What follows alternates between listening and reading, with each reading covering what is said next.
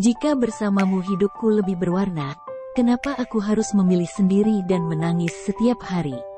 Ucap Della janda asal Bandung. Assalamualaikum warahmatullahi wabarakatuh. Untuk video kali ini ada seorang janda yang menghubungi kami untuk dicarikan pasangan hidup. Apa kabar para pecinta janda dimanapun Anda berada? Apakah masih semangat dalam mencari pendamping hidup? Pada video kali ini kami akan membagikan video profil janda yang sedang mencari jodoh. Namun sebelum melanjutkan video ini, alangkah baiknya untuk selalu mendukung channel ini dengan cara menekan tombol like dan menekan tombol subscribe.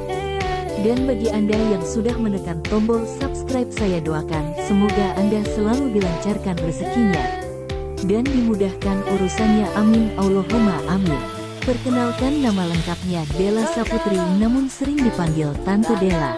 Beliau ini merupakan seorang janda yang belum memiliki anak dan domisili Bandung. Profesi keseharian adalah karyawan swasta.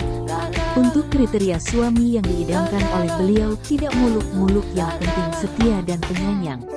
Apakah kalian yang melihat video ini tertarik untuk menjadikan Tante Della sebagai istri? Jika iya, bisa langsung tulis di kolom komentar dengan kata-kata yang sopan. Semoga beliau bisa langsung menghubungi kalian secara langsung.